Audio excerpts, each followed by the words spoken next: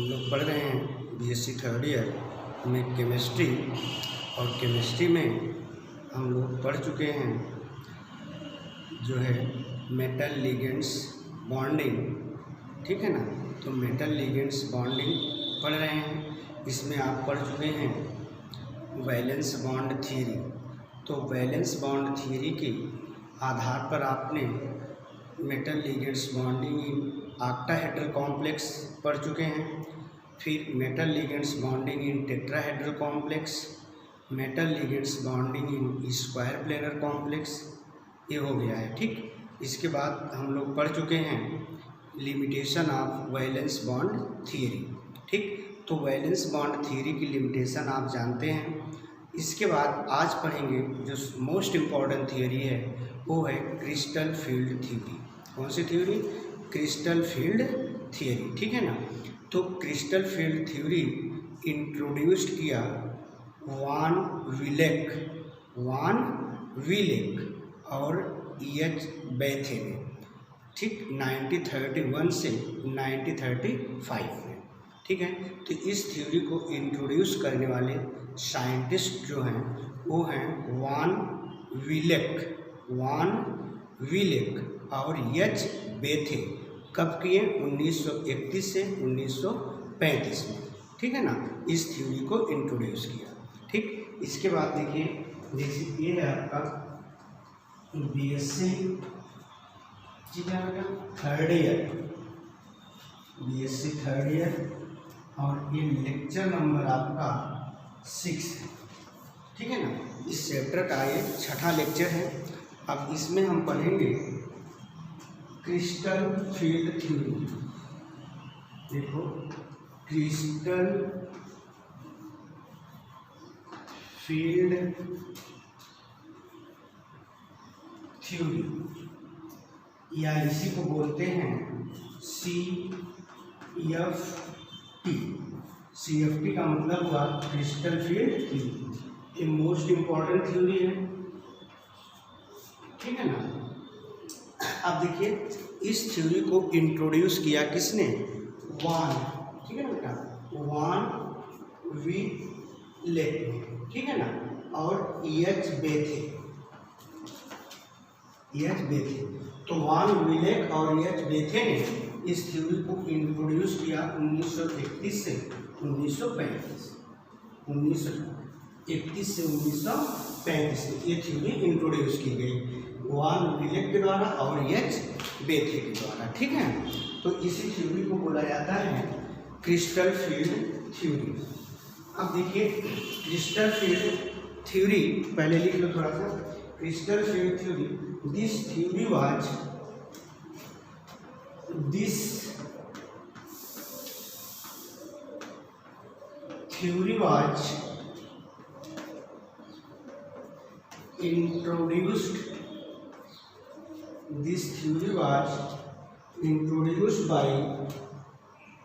introduced by Van Vleck and H. Bethe in 1931 to 35, ठीक है ना। इस थ्योरी को किसने इंट्रोड्यूस किया? वान विलेक और एच बेथे। देखो, वान विलेक और एच बेथे का 1931 से 35 तक ये थ्योरी इंट्रोड्यूस हो जाएगा, ठीक है ना। अब देखिए दिस थ्योरी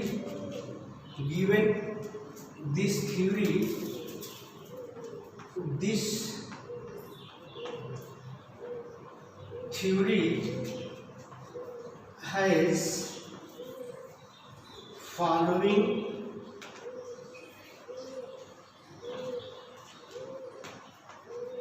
importance postulate, ठीक है।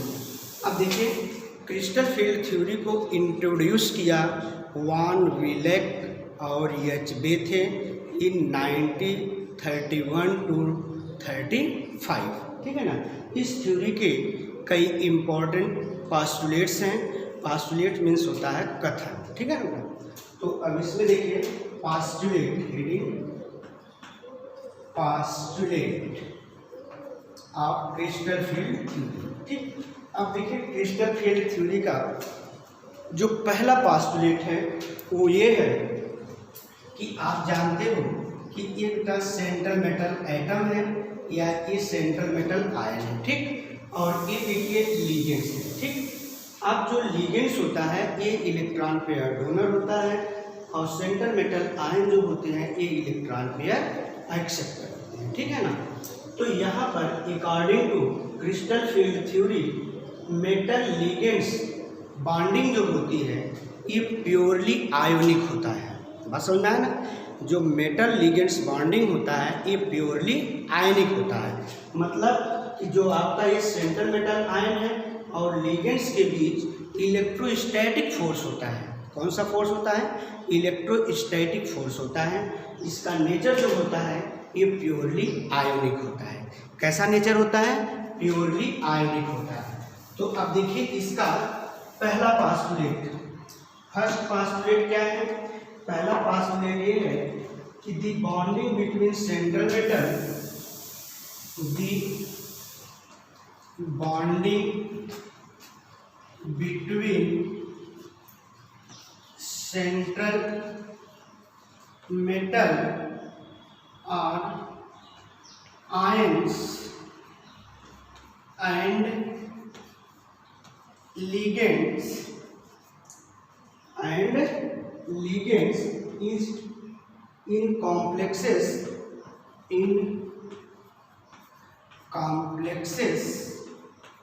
is purely ionic,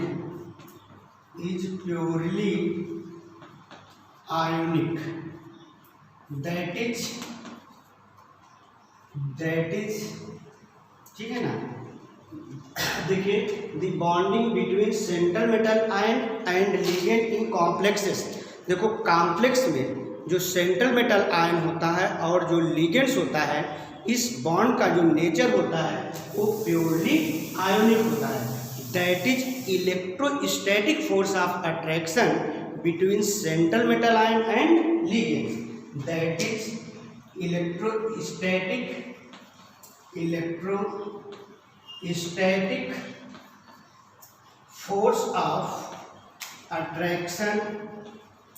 force of attraction between central metal ions and ligands, ठीक है ना। तो देखिए पहला पास्टुलेट यही है क्रिस्टल फील्ड थ्योरी का कि सेंट्रल मेटल आयन, ये देखो ये आपका सेंट्रल मेटल आयन है और ये जो है लिगेंड्स है। तो सेंट्रल मेटल आयन और लिगेंड्स के बीच, ठीक है ना, जो ये बॉन्ड बनता है, कोऑर्डिनेट बॉन्ड बनता है, इसका नेचर प्योरली आयोनिक होता है, ठीक है ना। प्योरली आयोनिक मतलब that is electrostatic force of attraction. इसमें कौन सा अट्रैक्शन होता है सेंट्रल मेटल आयन और लिगेंड्स के बीच? इलेक्ट्रोस्टैटिक फोर्स ऑफ अट्रैक्शन होता है, ठीक है ना। इसलिए इसका जो नेचर होता है वो प्योरली आयोनिक होता है, ठीक। अच्छा, ये तो रहा फर्स्ट पास्टुलेट। सेकेंड पास्टुलेट है the central metal ion, the central metal ion, the central metal ions or atom. The central metal ions are atom in the complex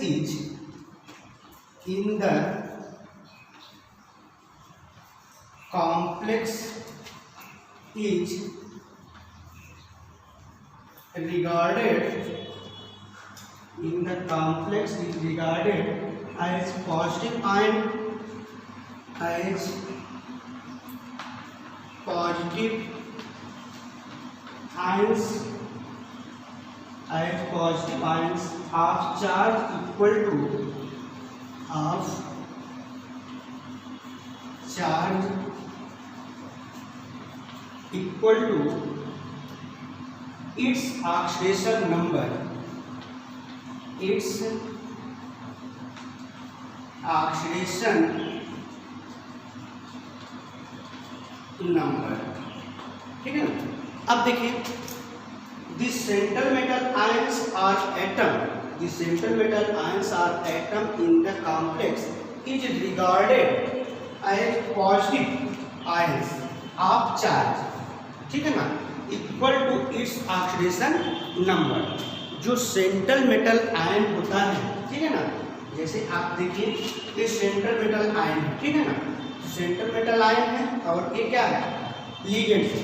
तो सेंट्रल मेटल आयन देखो यहाँ the central metal ions are atom in the complex is regarded as positive ions of charge is equal to its oxidation number. जो आपका ये central metal ion है, इस central metal ion के ऊपर जो पॉजिटिव चार्ज होता है वो इस सेंट्रल मेटल आयन के ऑक्सीडेशन स्टेट के ऑक्सीडेशन नंबर के क्या होता है, इक्वल होता है। ठीक है ना, ऑक्सीडेशन नंबर के इक्वल होता है। ठीक, तो देखिए पहला पास्टुलेट आपका ये है कि सेंट्रल मेटल आयन और लिगेंड्स के बीच जो बॉन्डिंग होती है, उस बॉन्डिंग का जो नेचर होता है वो प्योरली आयोनिक होता है। That is electrostatic force of attraction between central metal ion and ligands. Second है कि जो सेंट्रल मेटल आयंस होता है, उस सेंट्रल मेटल आयंस के ऊपर जो पॉजिटिव चार्ज होता है वो इक्वल होता है सेंट्रल मेटल आयन के ऑक्सीडेशन स्टेट के। ठीक है ना, सेंट्रल मेटल आयन के ऊपर जो नंबर ऑफ पॉजिटिव चार्ज होता है वो किसके इक्वल होता है, सेंट्रल मेटल आयन के, ठीक है ना, ऑक्सीडेशन नंबर के बराबर होता है, इक्वल होता है। ठीक, इसके बाद देखिए third postulate of crystal field theory. अब क्रिस्टल फील्ड थियरी का जो थर्ड पास्टुलेट है ये है कि in coordination complexes, third in coordination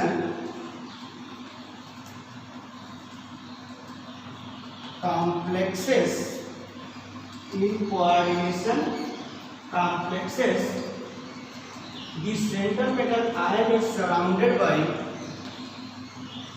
the central metal ions is surrounded, the central metal ion is surrounded by a number of ligands, a number of ligands, a number of ligands is equal to its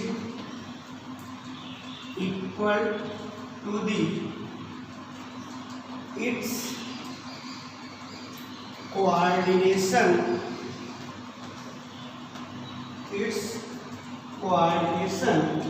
number of metal ions, coordination number of metal ions। अब देखो बेटा third postulate क्या है कि in coordination complexes central metal ion is surrounded bye ligands. ठीक है ना, ये नंबर ऑफ लिगेंड्स। तो आपको पता है कि सेंट्रल मेटल आयंस जो होते हैं उससे जो लिगेंड्स होता है उसके चारों तरफ लिगेंड्स से वो घिरा हुआ होता है। ठीक है ना, सराउंडेड बाय लिगेंड्स। अब देखिए जैसे आप देखिए ये सेंट्रल मेटल आयन है। अब सेंट्रल मेटल आयंस ये देखो, अब ये ऑक्टाहेड्रल फील्ड है। अब यहाँ पर ये लिगेंड्स लिगेंड्स लिगेंड्स ये देख रहे हैं ना, लिगेंड। तो अब देखिए अभी central metal ion, central metal ion is surrounded bye ligands. तो सेंट्रल मेटल आयन किससे सराउंडेड है, लिगेंड से सराउंडेड है। इन इट्स कोऑर्डिनेशन नंबर, किसी भी सेंट्रल मेटल आयन से उतना ही लिगेंड्स जुड़ता है जितना सेंट्रल मेटल आयंस का कोऑर्डिनेशन नंबर होता है। बात समझ में आया ना। तो जितना सेंट्रल मेटल आयंस का कोऑर्डिनेशन नंबर होगा उस सेंट्रल मेटल आयन से उतना ही लिगेंड्स अटैच होते हैं, कोऑर्डिनेट होते हैं, जुड़ते हैं, ठीक है ना। तो यहाँ पर देखिए सेंट्रल मेटल आयन से देख रहे हैं ना ये कितने लिगेंड्स जुड़े हैं, 6 लिगेंड्स जुड़े हैं, इसलिए इसका कोऑर्डिनेशन नंबर 6 है, ठीक है ना। तो किसी सेंट्रल मेटल आयन से जितने नंबर ऑफ लिगेंड्स अटैच होते हैं, जुड़ते हैं, उसी को कहा जाता है उसका कोऑर्डिनेशन नंबर। तो थर्ड पोस्टुलेट यही है क्रिस्टल फील्ड थ्योरी का कि in coordination complexes the central metal ion is surrounded by a number of ligands is equal to the its coordination number, ठीक। और इसके बाद जो है अब देखिए इसके बाद fourth complex of fourth postulate क्या है, चौथा पोस्टुलेट है, चौथा पोस्टुलेट फिर लिगेंड्स आर नेगेटिव चार्ज। देखो अब देखिए जो आपका लिगेंड्स होता है, देखो बेटा लिगेंड्स 2 तरह के होते हैं, आप जानते हैं। एक तो होता है लिगेंड्स के ऊपर नेगेटिव चार्ज होता है। कौन सा चार्ज होता है, नेगेटिव चार्ज होता है, किसके ऊपर, लिगेंड्स के ऊपर। और कुछ लिगेंड्स ऐसे होते हैं जो न्यूट्रल होते हैं। तो लिगेंड्स देखो लिगेंड्स के ऊपर नेगेटिव चार्ज होता है और लिगेंड्स कुछ ऐसे होते हैं जो न्यूट्रल होते हैं। जो नेगेटिव चार्ज होता है, जिस लिगेंड्स के ऊपर नेगेटिव चार्ज होता है, ठीक है ना, वह और देखो ये लिगेंड्स आपका जैसे ये है साइनाइड, साइनाइड कैसा लिगेंड्स है, नेगेटिव चार्ज लिगेंड्स है, ठीक है ना। और देखो जैसे आपका ये है अमोनिया NH3, ये न्यूट्रल लिगेंड्स है, ठीक है ना। तो यहाँ पर होगा क्या कि जो नेगेटिव चार्ज है, नेगेटिव चार्ज ऑफ लिगेंड्स, ठीक है ना, is attracted towards the positive charge of central metal ions, ठीक है ना। तो यहाँ पर जैसे आपका ये सेंट्रल मेटल आयन है, इसके ऊपर पॉजिटिव चार्ज है और ये लिगेंड्स के ऊपर कैसा चार्ज है, नेगेटिव चार्ज है। तो इसके बीच जो होता है इलेक्ट्रोस्टैटिक फोर्स ऑफ अट्रैक्शन होता है। मतलब आप पहली पॉइंट आप पढ़े हैं कि इसका नेचर कैसा होता है, प्योरली आयोनिक होता है, ठीक है ना।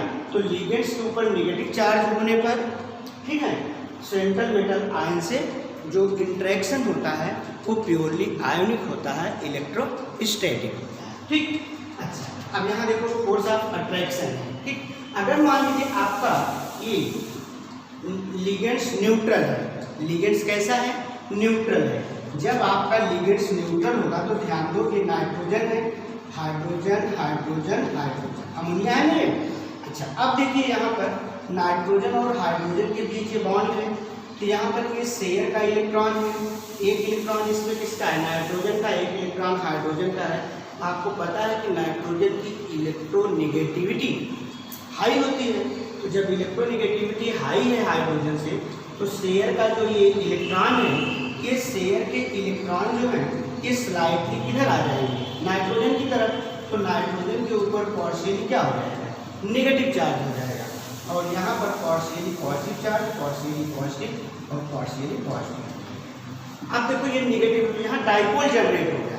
क्या जनरेट हो गया, डाइपोल। अब यहाँ पर जो आपका सेंट्रल मेटल आयन है ये देख रहे हैं ना, अब यहाँ पर सेंट्रल मेटल आयन, तो जब आपका न्यूट्रल लिगेंड्स होगा तो न्यूट्रल लिगेंड्स में डाइपोल जनरेट होगा। जब डाइपोल जनरेट होगा तो जो नेगेटिव पोल होगा, न्यूट्रल लिगेंड्स का कौन सा पोल, नेगेटिव पोल होगा, वो अट्रैक्ट होगा किसके द्वारा, सेंट्रल मेटल आयंस के द्वारा। बात समझ में आया कि नहीं। अब जैसे आपका लिगेंड्स नेगेटिव है तो नेगेटिव, चूँकि लिगेंड्स के ऊपर नेगेटिव चार्ज है और सेंट्रल मेटल आयंस के ऊपर पॉजिटिव चार्ज है, तो यहाँ आयोनिक इंटरेक्शन हो गया। लेकिन यहाँ पर मेटल्स आप देखिए पॉजिटिव चार्ज है मेटल्स के ऊपर, ये हमेशा होगा। लेकिन लिगेंड्स यहाँ पर अमोनिया है, अमोनिया लिगेंड्स कैसा है, न्यूट्रल है, इसके ऊपर पॉजिटिव और नेगेटिव चार्ज तो है नहीं।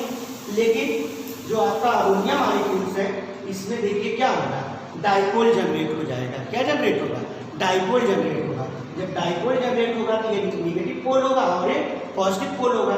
तो न्यूट्रल लिगेंड्स का नेगेटिव पोल, न्यूट्रल लिगेंड्स का नेगेटिव पोल अट्रैक्ट किधर होगा, सेंट्रल मेटल आयन से अट्रैक्ट होगा। Towards central metal ion. इस तरह का इसमें इंटरेक्शन होगा। तो फोर्थ पास्टुलेट यही है क्रिस्टल फील्ड थ्योरी का कि अगर लिगेंड्स न्यूट्रल है तो सेंट्रल मेटल आयन और लिगेंड्स के बीच जो है वो इलेक्ट्रोस्टैटिक इंटरेक्शन होता है, ठीक है ना, आयोनिक इंटरेक्शन है।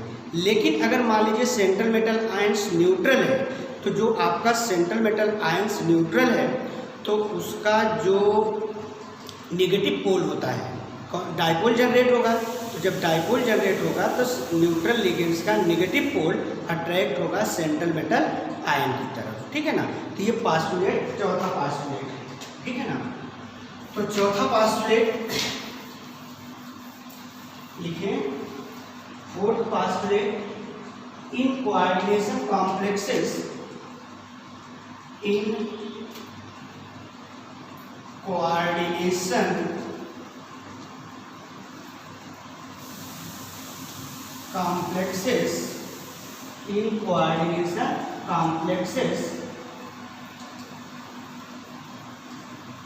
coordination complexes एक पॉइंट तो हो गया है, इन कोऑर्डिनेशन कॉम्प्लेक्सेस हो गया है। चौथा आपको लिखना है fourth point, when ligands are negatively charge, यही ना समझना है, when ligands are negatively charged, when ligands are negatively charged, then electrostatic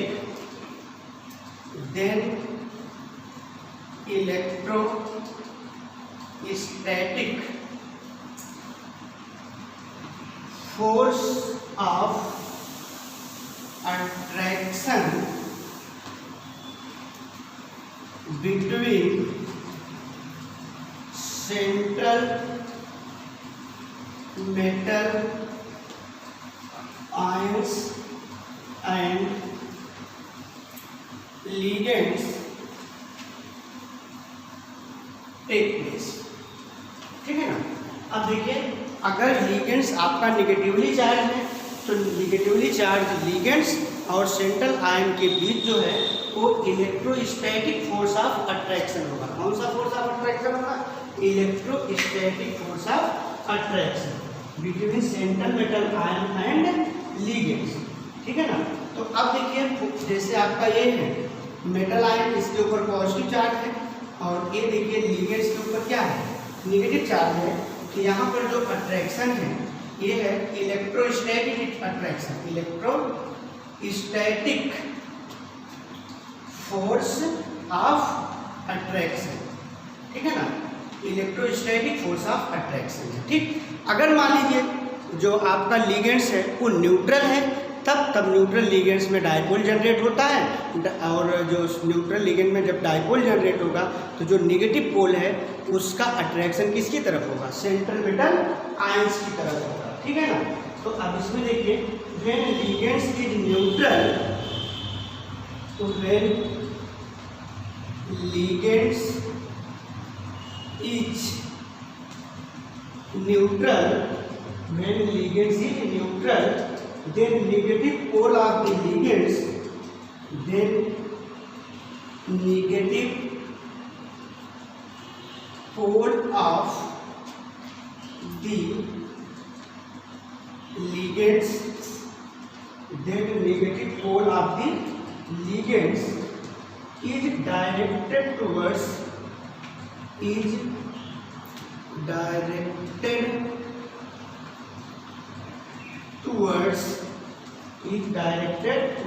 metal ions, ठीक है ना।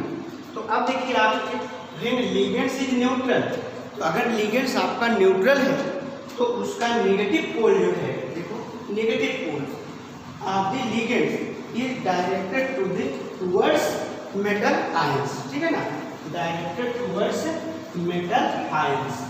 अब देखिए जैसे आपका ये है मेटल आयन है, ये देखो बेटा मेटल आयन के ऊपर क्या है? पॉजिटिव चार्ज है और इसमें आपका लिगेंड्स मान लो ये अमोनिया है, और ये EH है, ठीक। अब यहाँ पर पार्शियली क्या होगा, नेगेटिव चार्ज होगा, यहाँ partially positive partially positive partially positive, यहाँ नेगेटिव नेगेटिव। अब यहाँ पर देखिए ये अट्रैक्शन इसमें होगा ये, ठीक है ना। तो ये देखिए लिगेंड्स का कौन सा पोल है, नेगेटिव पोल है। तो negative pole directed towards central metal ions, negative pole is directed towards central metal ions, ठीक है। अब ये देखिए ये आपका न्यूट्रल लिगेंड्स है, कैसा लिगेंड्स है, न्यूट्रल लिगेंड्स है, ठीक।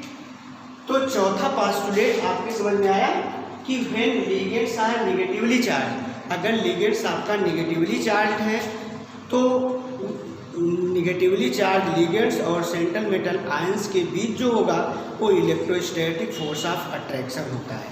अगर लिगेंड्स आपका न्यूट्रल होता है, जब लिगेंड्स न्यूट्रल होता है तो न्यूट्रल लिगेंड्स का नेगेटिव पोल्स जो होता है directed towards central metal ions होता है, ठीक है। इसके बाद नेक्स्ट पास्टुलेट मतलब पांचवा पास्टुलेट, 4 पास्टुलेट हो गए। फोर्थ पास्टुलेट,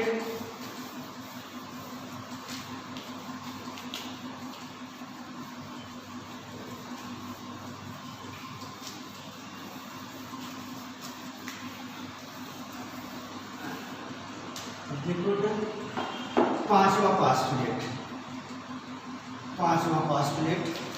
अब देखिए पांचवा पास्टुलेट ये है बेटा कि जो सेंट्रल मेटल आयन होता है, ये ध्यान दो, ये सेंट्रल मेटल आयन है, ठीक।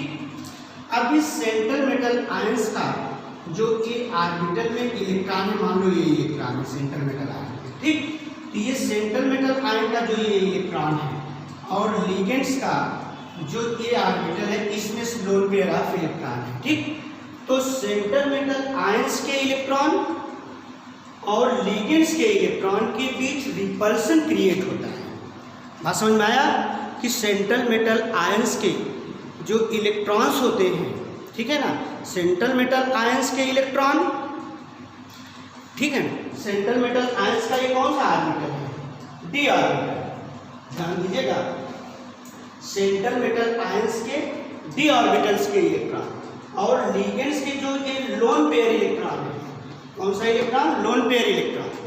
तो सेंट्रल मेटल आयंस के डी ऑर्बिटल के इलेक्ट्रॉन, सेंट्रल मेटल आयंस के डी ऑर्बिटल के इलेक्ट्रॉन और लिगेंड्स का जो लोन पेयर ऑफ इलेक्ट्रॉन होता है, इनके बीच रिपल्सन होता है। क्या होता है, रिपल्सन होता है। और जो इनके बीच रिपल्सन होता है, यही रिपल्सन कारण बनता है स्प्लिटिंग ऑफ डी ऑर्बिटल का। बहुत मेन पॉइंट है, ध्यान दीजिएगा। सेंट्रल मेटल आयंस के डी ऑर्बिटल का जो इलेक्ट्रॉन होता है वो और जो लिगेंड्स का लोन पेयर इलेक्ट्रॉन होता है, दोनों इलेक्ट्रॉनों के बीच क्या होता है, रिपल्सन होता है। और यही रिपल्सन जो होता है डी ऑर्बिटल के स्प्लिटिंग का कारण बनता है, ठीक है ना। तो डी ऑर्बिटल की स्प्लिटिंग क्यों होती है, डी ऑर्बिटल की स्प्लिटिंग इसलिए होती है कि जो सेंट्रल मेटल आयंस है उसके डी ऑर्बिटल के इलेक्ट्रॉन्स और लिगेंड्स के लोन पेयर इलेक्ट्रॉन के बीच रिपल्सन होता है और यही रिपल्सन के कारण जो होता है डी ऑर्बिटल की स्प्लिटिंग हो जाती है, डी ऑर्बिटल की क्या हो जाती है, स्प्लिटिंग हो जाती है, ठीक है ना। तो अब देखिए पांचवा point, the electron of the central metal ions. Fifth point है the electron of the central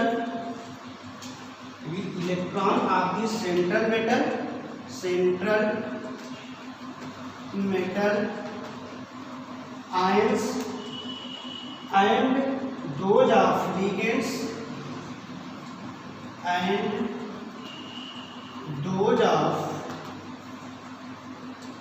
ligands and those of ligands repel each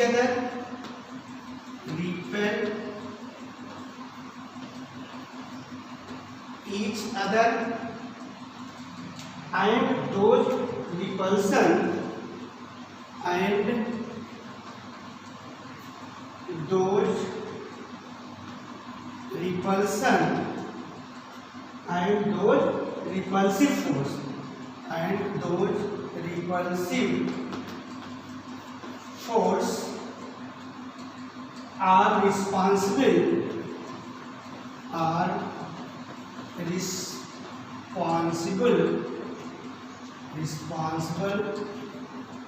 for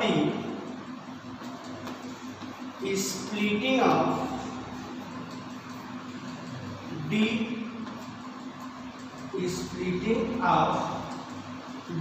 orbital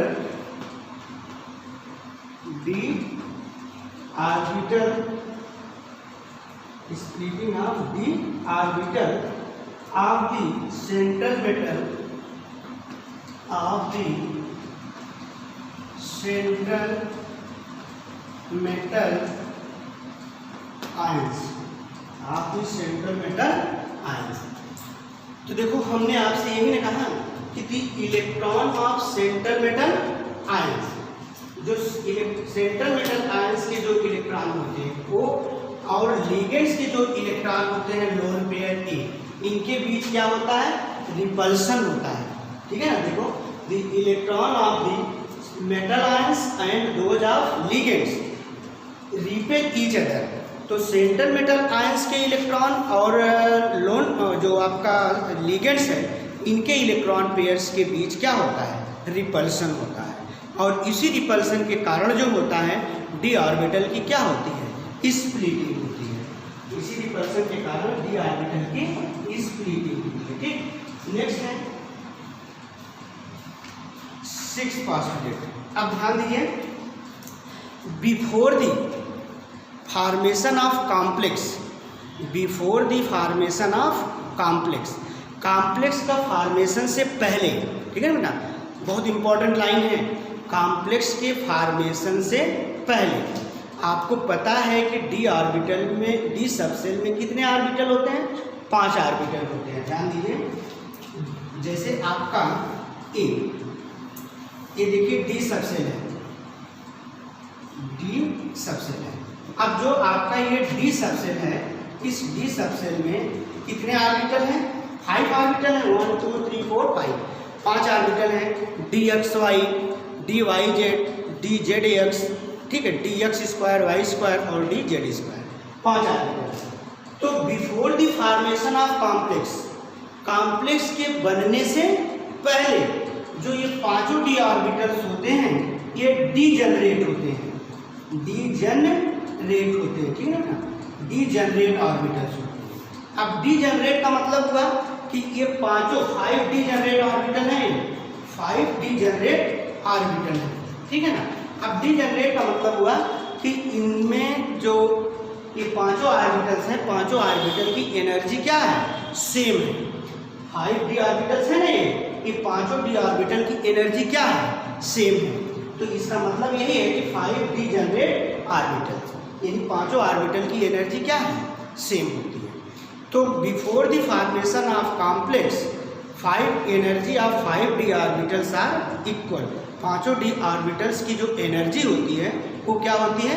equal होता है, सेम होता है। ठीक, अच्छा, फिर क्या होता है कि जब यहाँ पर ये 5 डीजनरेट डी ऑर्बिटल्स हैं, तो इसमें जब सेंट्रल मेटल आयन और लिगेंड्स के इलेक्ट्रॉन के बीच रिपल्सन होगा तो ये ऑर्बिटल स्प्लिट कर जाते हैं। तो जब ये ऑर्बिटल स्प्लिट करते हैं तो 2 सेट में एक ऑर्बिटल की स्प्लिटिंग होती है, ठीक है ना। कितने सेट में होती है? 2 सेट में। एक सेट होता है ट्रिपल डीजनरेट ऑर्बिटल और दूसरा होता है double degenerate orbital. Triple degenerate orbital को कहा जाता है T2G सेट, ठीक है ना, और जिसको कहते हैं EG सेट। T2G सेट और क्या है? EG set. ये आपका डबल डीजनरेट ऑर्बिटल है, मतलब इन दोनों ऑर्बिटलों की एनर्जी सेम है और इधर इन तीनों ऑर्बिटलों की एनर्जी सेम है, इसको कहेंगे T2G सेट, ठीक है ना। T2G सेट को ट्रिपल डीजनरेट ऑर्बिटल कहेंगे। एक ट्रिपल डीजनरेट ऑर्बिटल है और एक डबल डीजनरेट ऑर्बिटल है, ठीक है ना।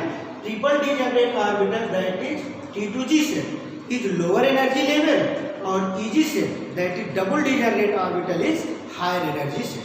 ये हायर एनर्जी सेट है और ये लोअर एनर्जी सेट है, ठीक है ना। तो आपसे यही कहा जा रहा है कि before the formation of complex 5 degenerate orbitals, पांचों डी ऑर्बिटल की एनर्जी क्या होती है, सेम होती है, इक्वल होता है, ठीक है ना। तो अब देखिए before the formation of complex, अब लिखेंगे क्या, before the formation of complex, before the formation of complex, all the 5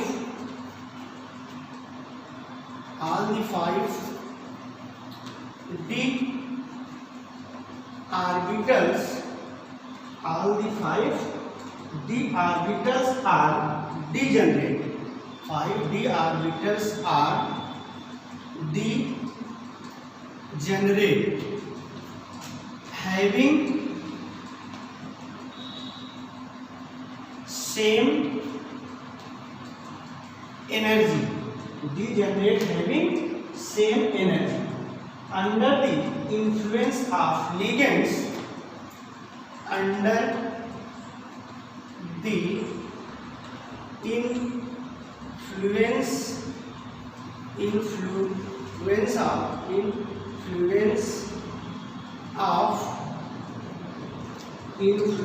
of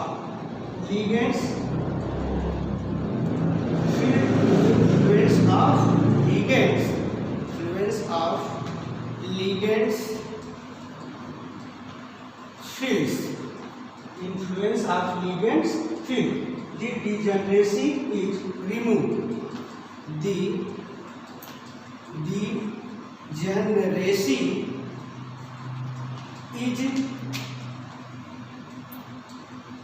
removed, degeneracy is removed, and yes,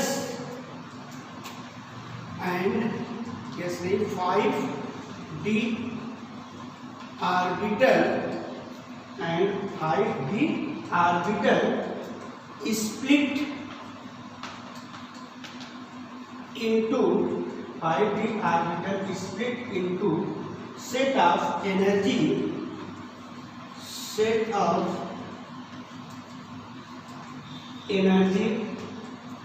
level, set of energy level. This process is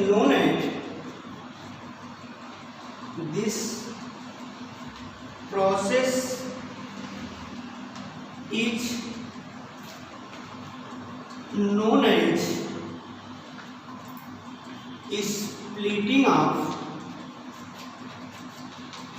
d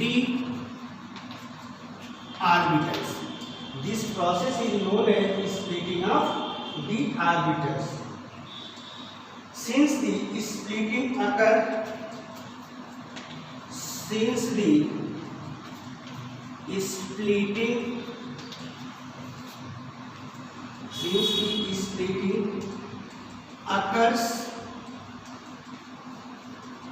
due to crystal field strength,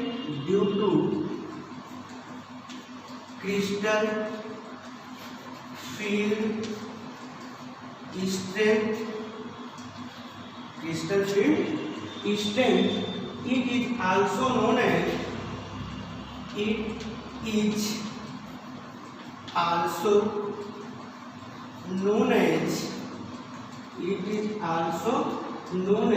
crystal field splitting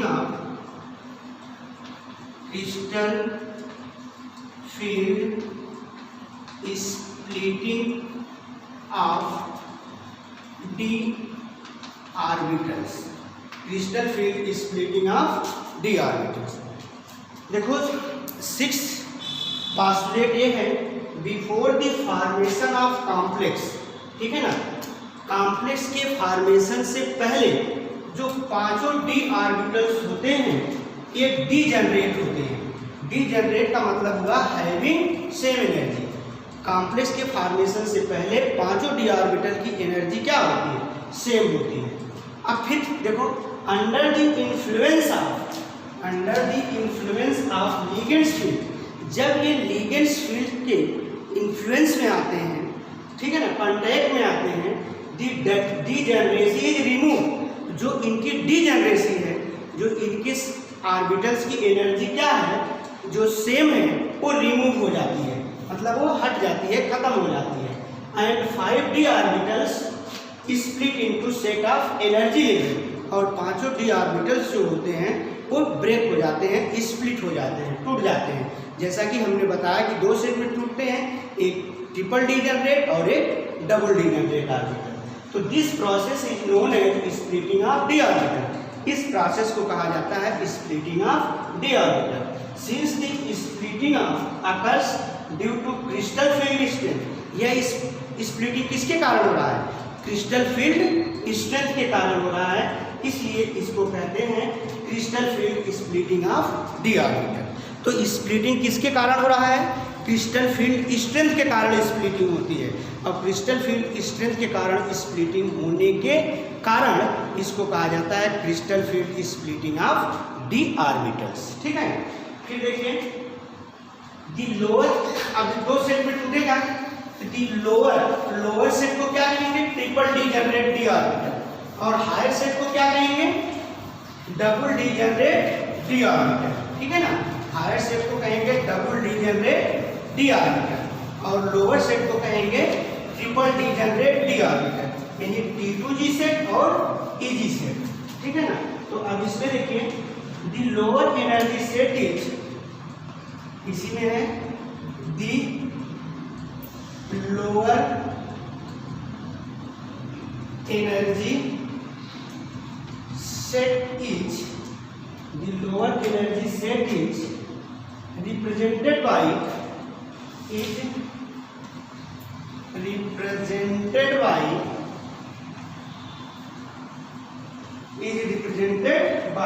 T2G, represented by T2G।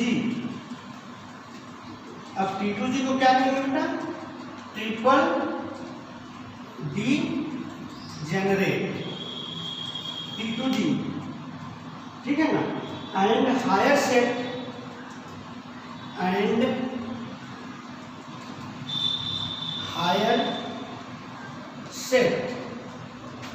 Is represented by EG।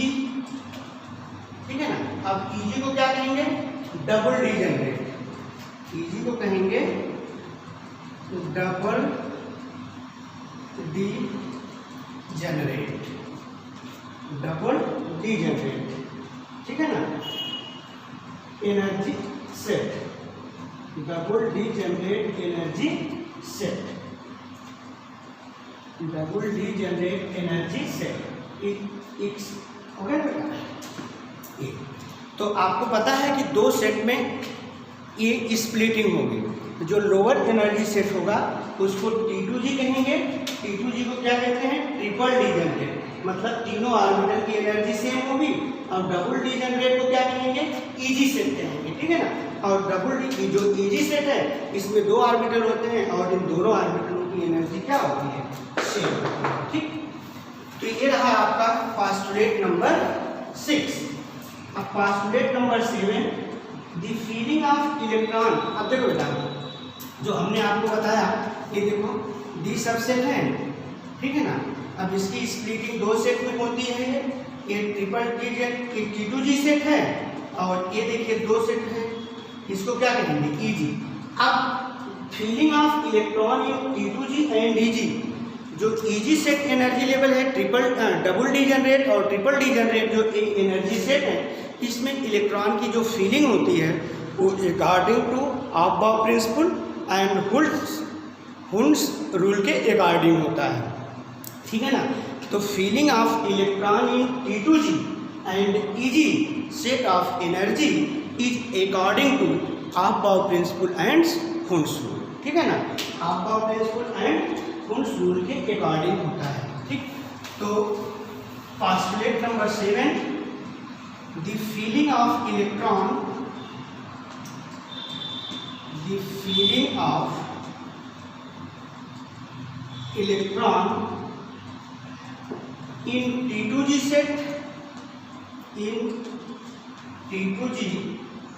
set and EG set is take place according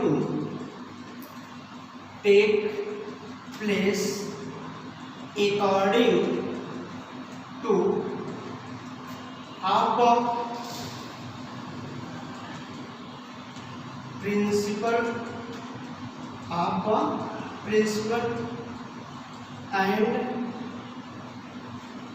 Hund's rule of maximum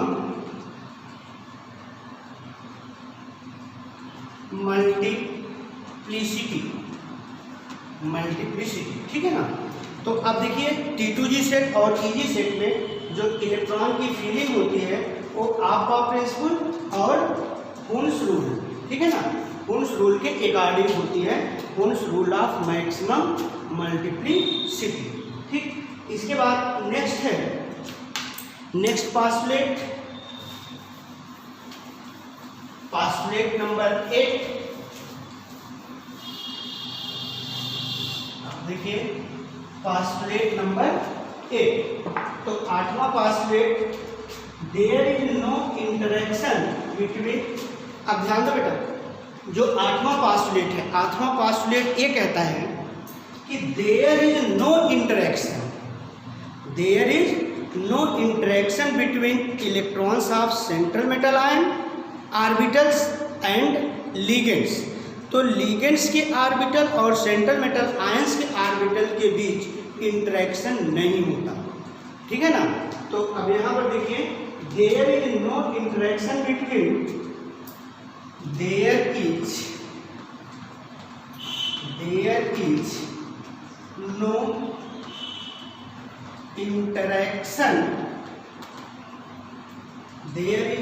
interaction between metal orbital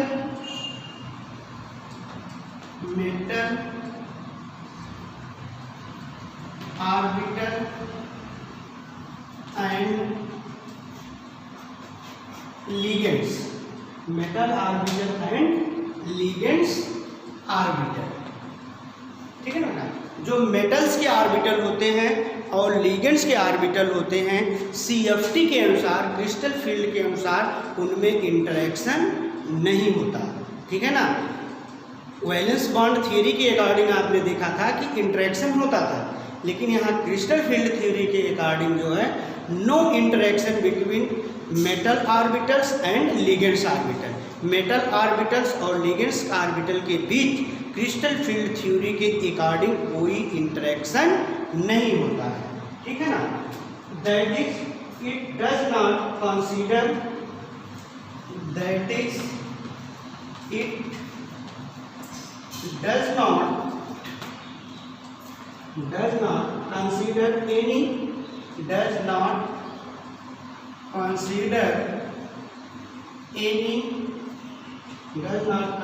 any orbital overlapping, ठीक है ना। तो यहाँ पर इस theory के अनुसार ये कंसीडर नहीं किया जाता कि ऑर्बिटल की ओवरलैपिंग होती है, यानी ऑर्बिटल की ओवरलैपिंग को कंसीडर नहीं करता क्रिस्टल फील्ड थियरी, ठीक है ना। क्रिस्टल फील्ड थियरी ऑर्बिटल के ओवरलैप को कंसीडर नहीं करता है, ठीक। अब इसके बाद नेक्स्ट पास्टुलेट, 9वां पास्टुलेट है, the colour of transition metal, the colour of transition metal, the color of transition metal complex can be explained, metal complex can be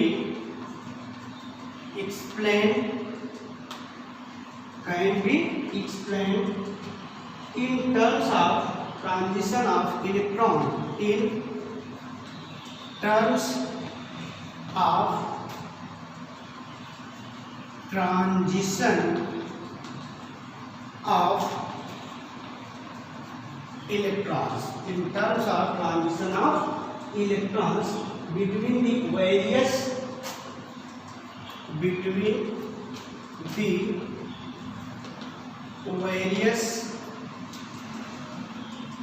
orbitals of different energy, various d orbitals of different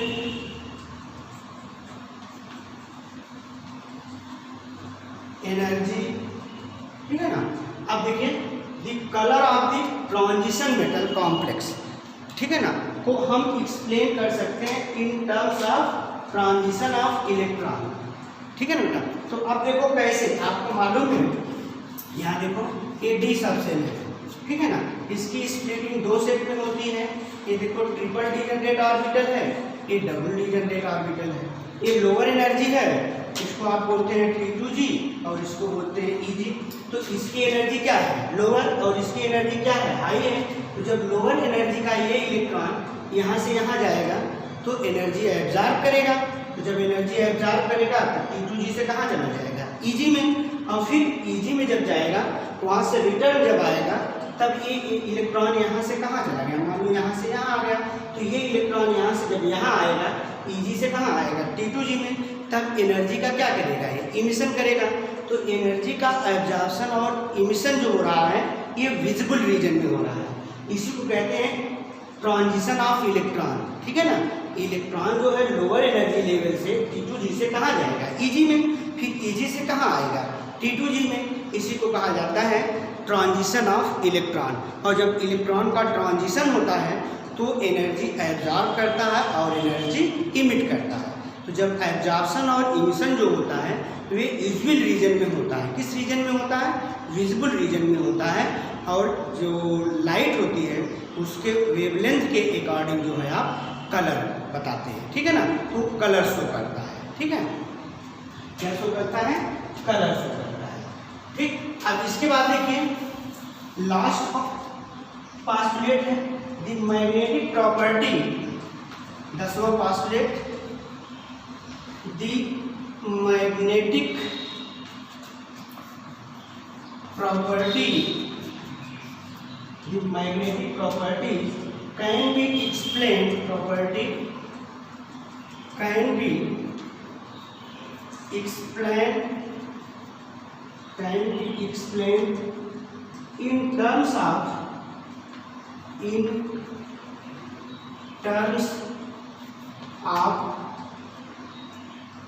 splitting of d orbital, terms of splitting of d orbitals, terms of splitting of d orbitals in different crystal field, in different crystal field, different crystal field। तो magnetic property देखो, the magnetic property can be explained in terms of splitting of d orbital in different crystal field. तो different crystal field में क्या होती है, splitting होती है D orbitals की, लिगेंड्स डिफरेंट होगा तो डिफरेंट क्रिस्टल फील्ड होगा, डिफरेंट क्रिस्टल फील्ड में डी ऑर्बिटल की स्प्लिटिंग होती है, तो उससे हम मैग्नेटिक प्रॉपर्टी को एक्सप्लेन कर सकते हैं, ठीक है ना। तो ये रहा आपका क्रिस्टल फील्ड थ्योरी। तो क्रिस्टल फील्ड थ्योरी की ये 10 पास्टुलेट हैं और 10 पास्टुलेट आप ढंग से पढ़ डालिएगा, अगर ना समझ में आए तो इसको फिर पूछ लीजिएगा, ठीक है ना। और ये एग्ज़ाम में बहुत ही इम्पॉर्टेंट है, हमेशा पूछा जाता है limitation of valence bond theory and describe the main postulates of crystal field theory. Thank you very much.